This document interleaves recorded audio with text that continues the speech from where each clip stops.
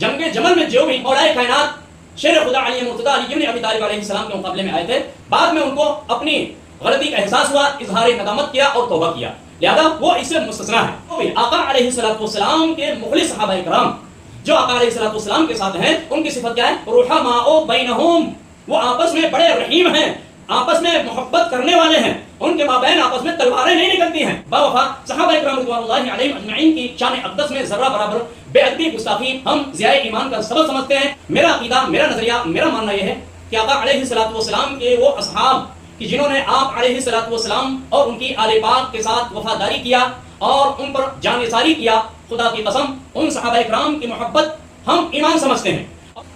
حضرات گرامی، السلام علیکم ورحمۃ اللہ وبرکاتہ۔ امید کہ آپ تمامی حضرات بخیر و عافیت ہوں گے۔ عزیزان گرامی، ابھی حالیہ ایام میں عرس فاضل بریلوی کے موقع پر ہم بات کیے مجہول شخصیت جامی اشرف صاحب، انہوں نے عرس رضوی کے موقع پر بیان دیتے ہوئے یہ کہا کہ میرا استاد اختر عالمی مولائیت کا جنازہ نکال رہا، اس کے تعلق سے ایک ویڈیو آپ تک پہنچائی گئی۔ آج مزید جامی اشرف صاحب کی ہذیانات و بکواسات اور شرانگیز بیانات کی مذمت کے تعلق سے میری حاضری ہوئی۔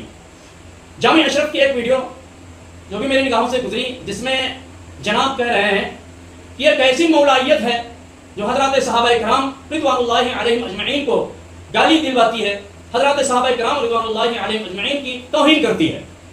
تو سب سے پہلے میں آقا علیہ السلام کے جانثار وفا شعار صحابہ کرام رضوان اللہ علیہم اجمعین کے تعلق سے اپنا عقیدہ اور اپنا نظریہ، اپنا موقف واضح کر دوں۔ میرا عقیدہ، میرا نظریہ، میرا ماننا یہ ہے کہ آقا علیہ السلام کے وہ اصحاب کہ جنہوں نے آپ علیہ السلام اور ان کی آل پاک کے ساتھ وفاداری کیا اور ان پر جان نثاری کیا، خدا کی قسم ان صحابہ کرام کی محبت ہم ایمان سمجھتے ہیں، اور ایسے باوفا صحابہ کرام رضوان اللہ علیہم اجمعین کی شان اقدس میں ذرہ برابر بے ادبی گستاخی ہم ضیاء ایمان کا سبب سمجھتے ہیں۔ کوئی شخص اگر ذرہ برابر گستاخی کرے، اس شخص کو اپنے ایمان کی خیر منانی چاہیے۔ تو یہ ہمارا نظریہ آقا علیہ السلام کے ان صحابہ کرام رضوان اللہ علیہم اجمعین کے تعلق سے ہے کہ جن کے اوصاف کو قرآن مجید نے بیان کیا ہے۔ آئیے دیکھیے آقا علیہ السلام کے وفا شعار جانثار صحابہ کرام رضوان اللہ علیہم اجمعین کون ہیں؟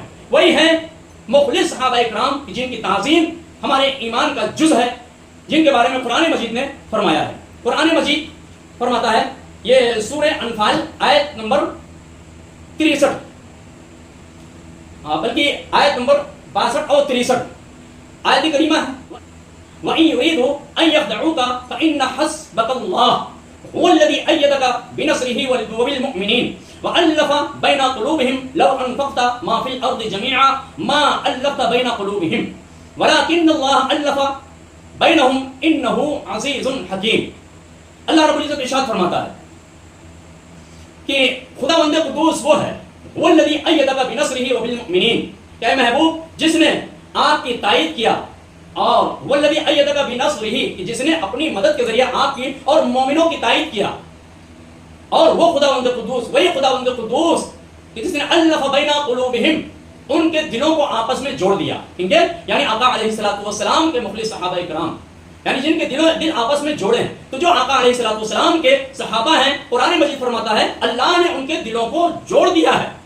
اور آگے ارشاد گرامی ہے کہ اے محبوب لو انفقت ما فی الارض جميعا ما الفت بین قلوبہم، کہ اگر آپ زمین کی ساری چیزوں کو خرچ کر دیتے پھر بھی ان کے دلوں کو نہیں جوڑ سکتے تھے۔ ان کے دلوں کو جوڑنے والا خداوند قدوس ہے، ولکن اللہ الف بینہم، لیکن اللہ تعالیٰ نے ان کے دلوں کو جوڑ دیا ہے۔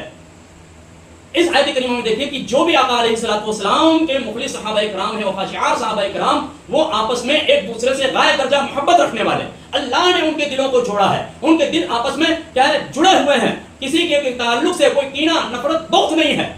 اس سے پتہ چلا کہ جو بھی رسول اللہ کا شہدائی ہوگا، مخلص صحابی ہوگا، اس کے اور دوسرے صحابہ کرام کے مابین کوئی اختلاف، کوئی تنازع نہیں ہوگا، ان کے دلوں کو خداوند قدوس نے جوڑ دیا ہے۔ اور دوسری آیت مبارکہ سورہ فتح کی آخری آیت مبارکہ ہے، اللہ تعالیٰ ارشاد فرماتا ہے کہ جو بھی آقا علیہ السلام کے مخلص صحابہ کرام جو آقا علیہ السلام کے ساتھ ہیں، ان کی صفت کیا ہے؟ رحماء بینہم، وہ آپس میں بڑے رحیم ہیں، آپس میں محبت کرنے والے ہیں، ان کے مابین آپس میں تلواریں نہیں نکلتی ہیں۔ تو یہ مخلص صحابہ کرام رضوان اللہ علیہم اجمعین کے اوصاف اور ان کی علامت کو قرآن مجید نے بیان کیا ہے کہ خداوند قدوس نے ان کے دلوں کو جوڑ دیا ہے. لہذا یہ صحابہ کرام رضوان اللہ علیہم اجمعین ہیں کہ جو آپس میں ایک دوسرے سے موئل محبت رکھنے والے ہیں اور بالکل شیر و شکر ہوں. اس کے برخلاف وہ شخص کہ جس نے نفس رسول، جس نے آقا علیہ الصلوۃ والسلام کے فرزندوں کو گالی دلوایا، ان پہ لعنت کرائی اور ان سے قتال کیا، وہ کبھی بھی آقا علیہ الصلوۃ والسلام کا مخلص صحابی نہیں ہو سکتا ہے. یہ بات واضح ہونی چاہیے. جس نے بھی مولائے کائنات کے خلاف جنگ آزمائی کیا، محض آرائی کیا اور پھر اسی حالت میں دنیا سے گیا، اپنے اس موقع پر رجوع نہیں کیا، توبہ نہیں کیا، وہ کبھی بھی آقا علیہ الصلوۃ والسلام کا مخلص صحابی نہیں ہو سکتا ہے. یہ بات واضح رہے. یہ نہ کہا جائے کہ تو پھر اس سے پہلے جنگ جمل میں جو ہوا مطلب یہ ہے کہ وہ بھی مخلص نہیں تھے. میں نے کہا کہ جو بھی دنیا سے بغیر توبہ کے گیا، جنگ جمل میں جو بھی آقا مولائے کائنات شیر خدا علی مرتضیٰ علی ابن ابی طالب علیہ السلام کے مقابلے میں آئے تھے، بعد میں ان کو اپنی غلطی کا احساس ہوا، اظہار ندامت کیا اور توبہ کیا، لہذا وہ اس سے مستثنیٰ ہیں. وہ حضرات کی جنہوں نے نفس رسول سے اور ان کے آل پاک سے قتل و قتال کیا، جنگ کیا، ان کو گالی دلوائی، ان پہ لعنت کیا اور خود لعنت کیا اور منبروں سے لعنت کرائی، یہ لوگ کبھی بھی آقا علیہ الصلوۃ والسلام کے مخلص وفادار صحابی نہیں ہو سکتے ہیں. تو کیا کہا جاتا ہے؟ یہ ایک ایسی مولائیت ہے کہ جو صحابہ کرام کو گالی دلواتی ہے. تو میرا اس کے جواب میں کہنا، ارے وہ کیسی صحابیت تھی جو نفس رسول کو نہ صرف یہ کی گالی دیتی ہو، گالی دیتی تھی، گالی دلواتی تھی.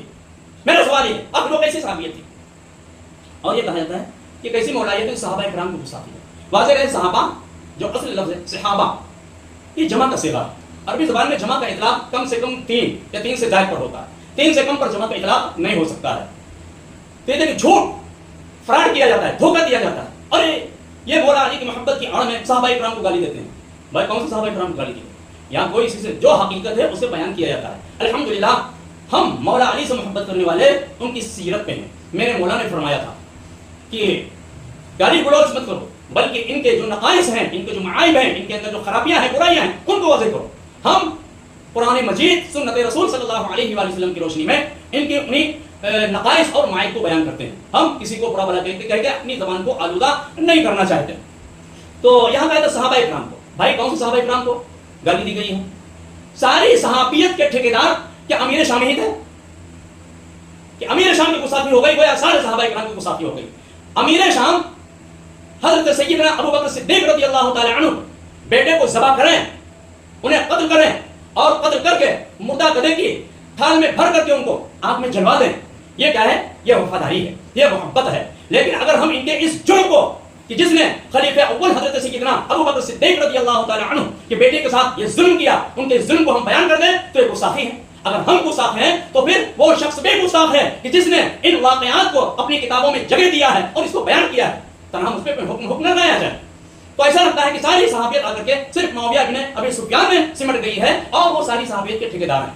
تو عزیز بھائی اس پہ غور کرنے کی ضرورت ہے. جب قدم قدم پہ آپ کو جھوٹ یا دھوکہ دیا جاتا ہے، جھوٹ بولا جاتا ہے، ہم صحابہ کرام نہیں بلکہ وہ شخص کہ جو طلقاء میں سے ہے، جو فتح مکہ کے بعد جس نے اسلام کی صرف چادر اوڑھی اور اسلام کی چادر اوڑھ کر کے اپنے کفر اور نفاق کو چھپایا، اس کا ماضی اور اس کا مستقبل بتا رہا ہے.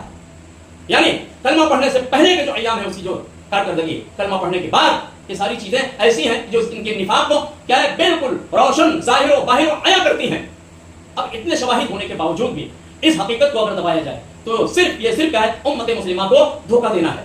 یاد رکھو میرے عزیز بھائیوں کہ ہمیں کسی سے کوئی ذاتی تکلیف نہیں ہے، ذاتی عداوت نہیں ہے. دیکھیے آج اسلام پر کتنے اعتراضات کیے جاتے ہیں، اسلام پر دہشت گردی کے الزامات لگائے جاتے ہیں.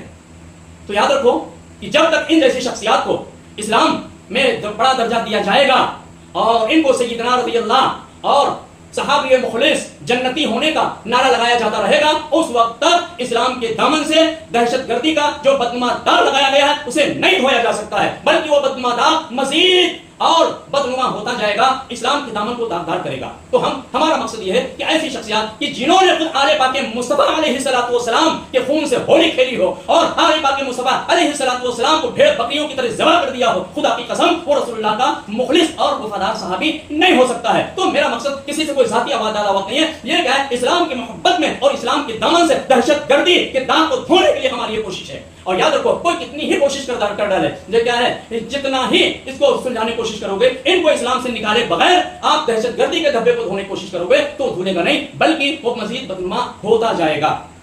اللہ رب العزت کی بارگاہ میں دعا گو ہوں مالک و مولا ہم سب کو کہنے اور سننے سے بھی زیادہ عمل کرنے کی توفیق عطا فرمائے. ہمیں حق بولنے حق سننے اور حق پہ عمل پیرا ہونے کی توفیق عطا فرمائے.